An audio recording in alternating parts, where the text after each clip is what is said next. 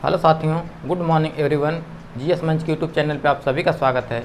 आज के क्लास का टॉपिक है पवन। इस टॉपिक से जुड़े उन सभी कंसेप्ट और फैक्ट पे बात करेंगे जो आपके परीक्षा के लिए बेहद ज़रूरी है। आइए शुरू करते हैं।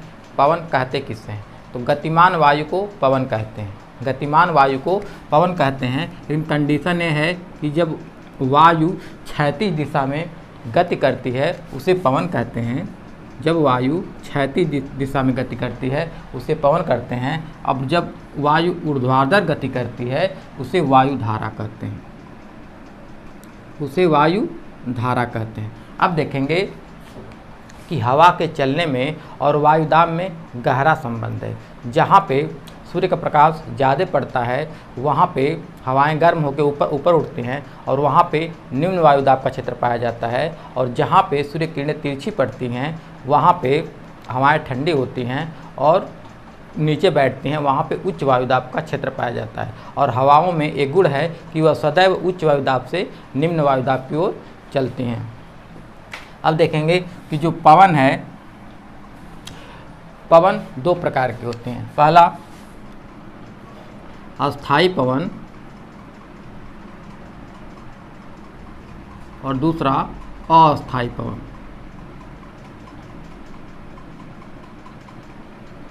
अस्थाई पवन को नियतवाही पवन कहते हैं और अस्थाई पवन को अनियतवाही पवन भी कहते हैं। अब हम अस्थाई पवन के बारे में देख लेते हैं। तो अस्थाई पवन किसे कहते हैं? तो ऐसी पवन जो पूरे वर्ष एक निश्चित दिशा में चलती हैं उन्हें अस्थाई पवन कहते हैं।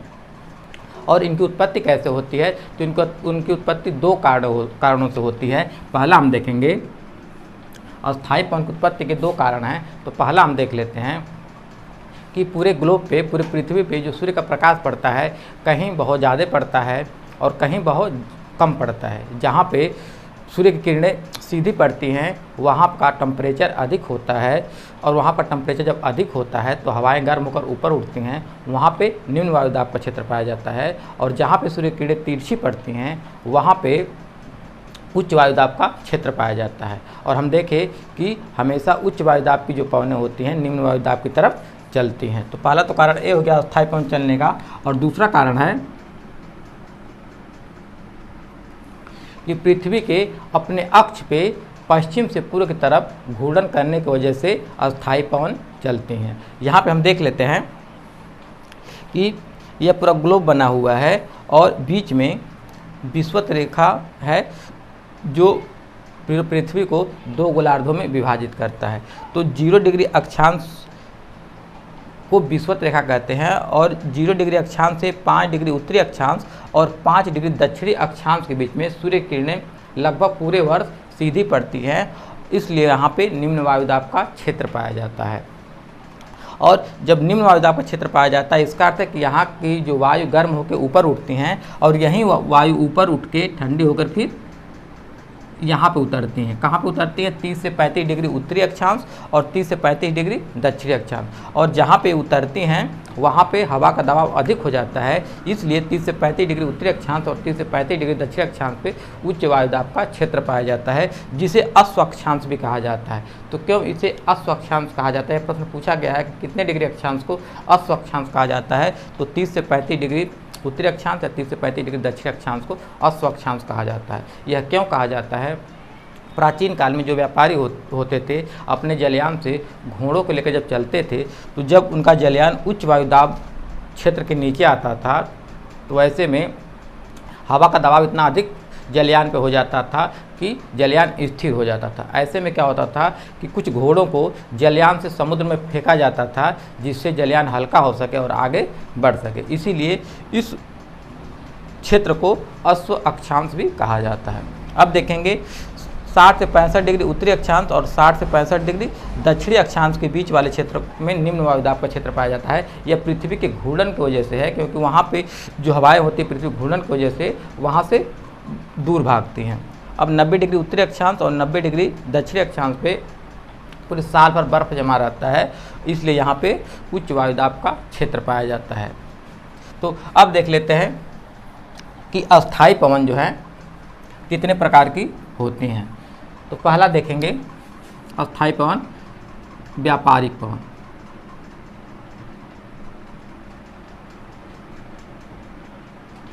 अस्थायी पवन का पहला उदाहरण है व्यापारिक पवन। तो व्यापारिक पवन किसे कहते हैं? तो यहाँ देखेंगे कि उच्च वायुदाब 30 से 35 डिग्री और उत्तर में उच्च वायुदाब 30 से 35 डिग्री से पवन चलती है और विषुवत रेखा की तरफ। कहाँ चलती है? विषुवत रेखा की तरफ से। इसी को हम व्यापारिक पवन कहते हैं। तो व्यापारिक पवन इसलिए कहते हैं कि प्राचीन काल में जो व्यापारी होते थे अपने जलयान पे पाल लगाते, तो कपड़े का पाल लगाते थे, जिससे जो हवा चलती थी उसको धक्का देके आगे बढ़ाती थी। इसीलिए इन पवनों को व्यापारिक पवन कहा जाता है। यहाँ पे देखेंगे कि पृथ्वी के घूर्णन की वजह से एक बल उत्पन्न होता है जिसका नाम है कोरियालिस बल। कोरियालिस बल जो है इसका खोज जिस विद्वान ने किया था उसका नाम है फेरल, इसलिए इसको फेरल का नियम कहा जाता है। तो फेरल के नियम के अनुसार जब पृथ्वी घूर्णन करती है तो उस पर एक बल उत्पन्न होता है जिसे कोरियालिस बल कहते हैं। और कोरियालिस बल की वजह से जब दक्षिणी गोलार्ध में उच्च वायुदाब से पवनें विषुवत रेखा की तरफ चलती हैं और जैसे ही विषुवत रेखा को पार करती हैं वो अपने दाहिने मुड़ जाती हैं, और जब उत्तरी गोलार्ध से उच्च वायुदाब से जो पवनें चलती हैं और जैसे ही विषुवत रेखा को पार करके दक्षिण गोलार्ध में पहुंचती हैं वो अपने बाएं मुड़ जाती हैं। अब देखेंगे कि जो व्यापारिक पवन है इसकी दिशा क्या होती है। तो व्यापारिक पवन की जो दिशा होती है यह उत्तरी गोलार्ध में दिशाओं से भी प्रश्न पूछा जाता है, इसलिए आप ध्यान देंगे कि व्यापारिक पवनों की जो दिशा होती है उत्तरी गोलार्ध में उत्तर पूर्व से दक्षिण पश्चिम की तरफ होती हैं, और दक्षिणी गोलार्ध में है जो दक्षिण पूर्व से उत्तर पश्चिम की तरफ होती हैं। यह तो हमारी व्यापारिक पवन हो गई। दूसरा हम देखते हैं पछुआ पवन। ये पहला व्यापारिक हो गया, दूसरा देख लेते हैं पछुआ पवन।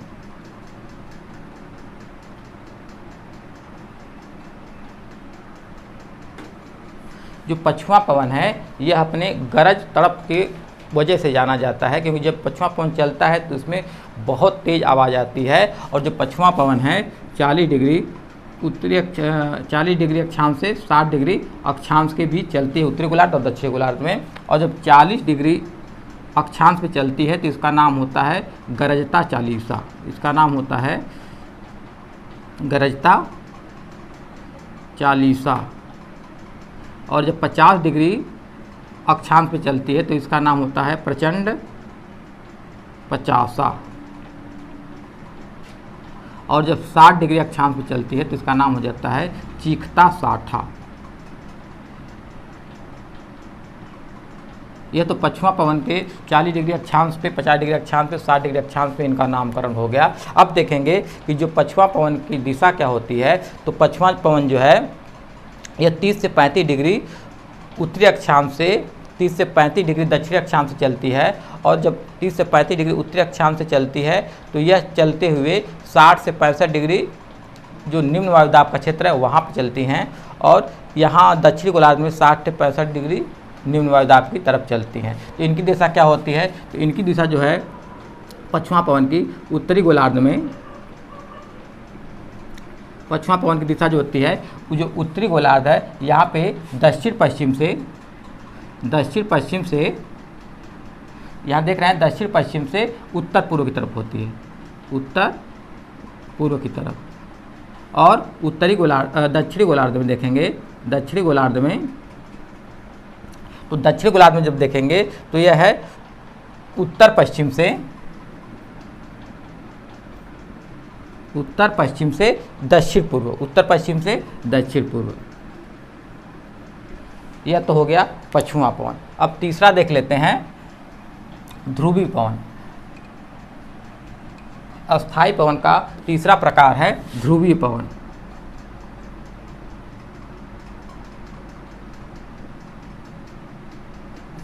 तो यह 90 डिग्री उत्तरी ध्रुव और 90 डिग्री दक्षिण ध्रुव से चलती हैं, और 60 से 65 डिग्री उत्तरी अक्षांश निम्न वायुदाब की तरफ और 60 से 65 डिग्री दक्षिणी अक्षांश निम्न वायुदाब की तरफ चलती हैं। जो इनकी दिशा होती है ध्रुवीय पवन की, तो उत्तरी गोलार्ध में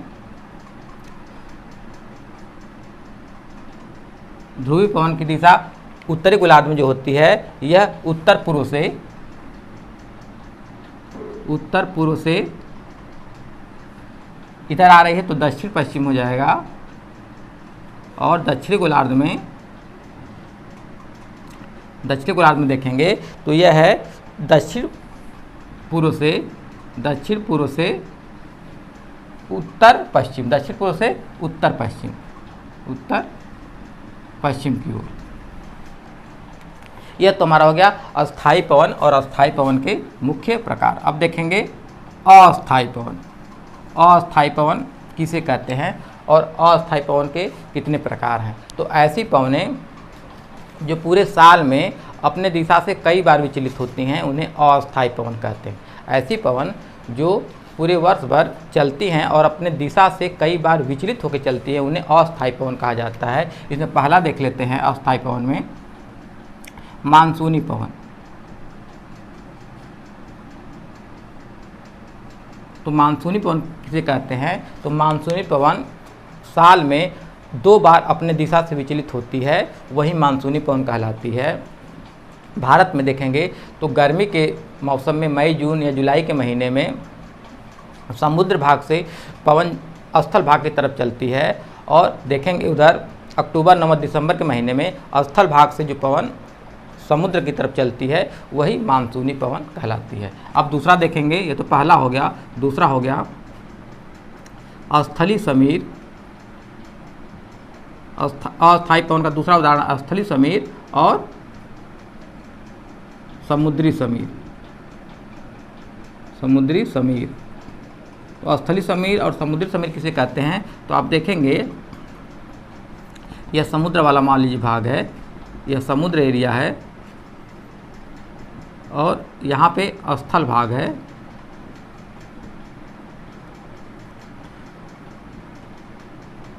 जब सूर्य की किरणें दिन में स्थल भाग और समुद्र भाग में पड़ती हैं तो स्थल भाग जो होता है जल्दी गर्म होता है और समुद्र जो भाग है वह धीरे धीरे गर्म होता है। और जो स्थल भाग है जितना जल्दी गर्म होता है उतना जल्दी ठंडा भी होता है, जबकि जो समुद्र का भाग है वह धीरे धीरे गर्म होता है और धीरे धीरे ठंडा होता है। और दिन में जैसे ही सूर्य का प्रकाश पड़ता है तो समुद्र की अपेक्षा स्थल भाग जल्दी गर्म हो जाता है और यहाँ पे निम्न वायु दाब का क्षेत्र बन जाता है, जबकि समुद्र वाले भाग धीरे धीरे गर्म होते हैं और यहाँ पर उच्च वायु दाब का क्षेत्र होता है। ऐसे में स्थल भाग से पवन समुद्र की तरफ चलती है जिसे स्थली समीर कहा जाता है, जिसे स्थली समीर कहते हैं। तो हम देखें कि जो स्थली समीर है वह दिन में चल रही होती है। अब रात में क्या होता है कि स्थल भाग जितना जल्दी गर्म हुआ था उतना ही जल्दी ठंडा हो जाता है, जबकि समुद्र क्या है धीरे धीरे गर्म होता है, धीरे धीरे ठंडा होता है। वैसे में क्या होता है स्थल भाग जब जल्दी ठंडा हो जाता है तो यहाँ पे उच्च वायुदाब का क्षेत्र बन जाता है और समुद्र भी धीरे धीरे ठंडा हो रहा होता है तो वहाँ पे निम्न वायुदाब का क्षेत्र होता है। ऐसे में पवनों की दिशा बदल जाती है, वह समुद्र से स्थल की तरफ चलने लगते हैं जिसे समुद्री समीर कहा जाता है, जिसे समुद्री समीर कहा जाता है। यह तो स्थली समीर और समुद्री समीर हो गया। तीसरा प्रकार हम देखेंगे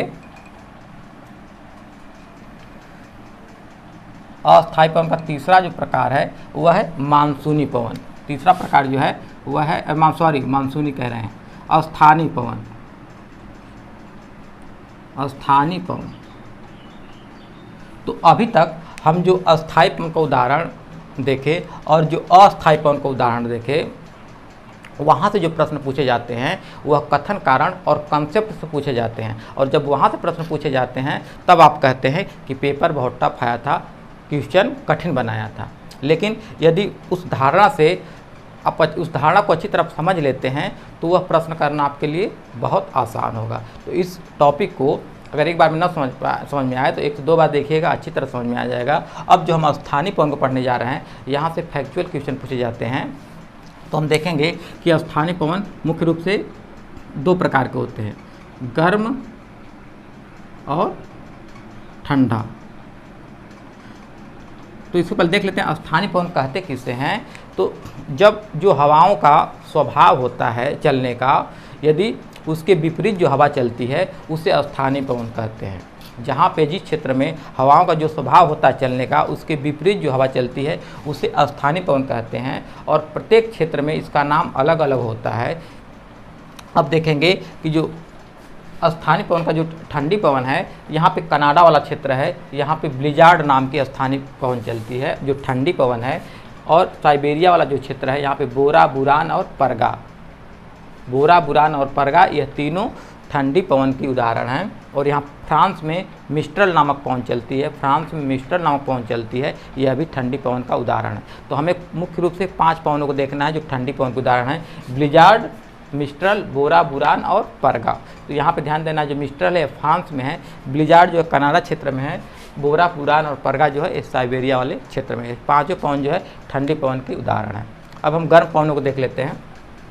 तो यह यूएसए है, यूएसए के पूर्वी किनारे चिनूक नामक गर्म पवन चलती है और यह रॉकी पर्वत, यहाँ पे रॉकी पर्वत है, रॉकी पर्वत के पूर्वी ढलान पर चलती है और बर्फ़ पिघलाते हुए चलती है। जब बर्फ़ पिघलाती है तो यहाँ प्रेरी घास का मैदान है, तो प्रेरी घास के मैदान के लिए अनुकूल दशाएं बन जाती हैं, जिससे घास अच्छी तरह उगती हैं, जिससे यहाँ पे पशुपालन और चारागाह के लिए अनुकूल हो जाता है। इसीलिए इस चिनूक पवन को यहाँ पे बर्फ पिघलाने की वजह से ही हिमनाशक पवन कहा जाता है। प्रश्न पूछा जा चुका है कि हिमनाशक पवन किसे कहते हैं, तो चिनूक पवन को हिमनाशक पवन कहते हैं। यूएसए के पश्चिमी तरफ ब्लैक रोलर नामक गर्म पवन चलती है। कैलिफोर्निया के खाड़ी में या कैलिफोर्निया प्रांत वाले क्षेत्र में यह सांतेना गर्म पवन है। अब देखेंगे यहाँ पे दक्षिण अमेरिका महाद्वीप में, तो यहाँ पे चिली और अर्जेंटीना देश है। यहाँ पे जो पवन चलती है गर्म पवन, इसको जोंडा कहा जाता है। जोंडा नाम की गर्म पवन जो है चिली और अर्जेंटीना देश में चलती है। अब देखेंगे अफ्रीका महाद्वीप में, अफ्रीका महाद्वीप में जो सहारा का मरुस्थल है, यहाँ पे जो पवन चलती हैं तो प्रत्येक स्थान पे उसका अलग अलग नाम है।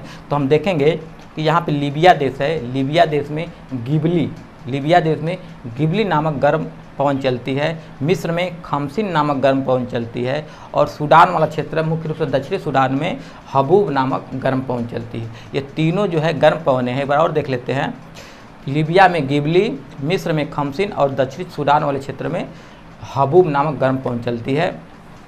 और ये हरमट्टन जो है यह भी सहारा मरुस्थल से ही गर्म पवन चलती है और यह गिनी के तट पे चल के आती है। तो जब गिनी के तट पे चल के आती है तो यहाँ के मौसम को सुहावना बना देती है और लोगों को बहुत राहत पहुँचाती है। इसीलिए हरमट्टन को डॉक्टर विंड्स या डॉक्टर पवन कहा जाता है। यह भी प्रश्न पूछा जा चुका है कि किस पवन को डॉक्टर विंड्स या डॉक्टर पवन कहा जाता है, तो यह हरमट्टन है। क्योंकि जो गिनी के तट वाला क्षेत्र है यह उष्ण और आर्द्र क्षेत्र है, जिससे लोगों को बहुत ही परेशानी होती है। जब यह पवन चलती है जो गर्म पवन है तो यहाँ के मौसम को सुहावना कर देती है, जिससे लोगों को बहुत राहत मिलता है। इसीलिए इसको डॉक्टर विंड्स कहा जाता है। अब देखेंगे इटली में सिराको और स्पेन में लेवेस। इटली में सिराको और स्पेन में लेवेस नामक गर्म पवन चलती है। यह सहारा मरुस्थल से ही उठती है और जब सहारा मरुस्थल से तेज़ी से चलती है तो सहारा मरुस्थल के लाल बालू को लेकर चलती है और यहाँ भूमध्य सागर है, यहाँ से जल ग्रहण करती है। वह पवन जो है भूमध्य सागर से जल ग्रहण करती है और सिराको इटली में और लेवेस स्पेन में वर्षा कराती है। और जब वर्षा होता है तो इस लाल बालू की वजह से ही वर्षा का जो पानी है लाल दिखता है, जिसे रक्त वर्षा कहा जाता है। तो प्रश्न पूछा जा चुका है कि कौन सी पवन रक्त वर्षा कराती है, तो सिराको और लेवेस। ध्यान देंगे। अब फान जो गर्म पवन है यह स्विट्जरलैंड में है। यह भी हिमनाशक का काम करती है और यहाँ पे पशुपालन के लिए उचित दशाएं पैदा करती है। अब देखते हैं सीमुक जो अरब प्रायद्वीप है, मुख्य रूप से जो सऊदी अरब वाला क्षेत्र है, यहाँ सीमुक नामक गर्म पवन चलती है। पाकिस्तान और उत्तर भारत में लू नामक हमारे यहाँ गर्म पवन चलती है। बांग्लादेश में काल बैसाखी, जापान में यूमा, ऑस्ट्रेलिया में बिग फिल्टर और न्यूजीलैंड में नॉरवेस्टर नामक गर्म पवन चलती है। देख लेते हैं, पाकिस्तान और उत्तर भारत में लू, बांग्लादेश में काल बैसाखी, जापान में यूमा, ऑस्ट्रेलिया में बिग फिल्टर और न्यूजीलैंड में नॉरवेस्टर नामक गर्म पवन चलती है। ऐसे हम इस टॉपिक को कवर किए। आशा है आपको अच्छी तरह समझ में आया होगा। Thanks to all of you.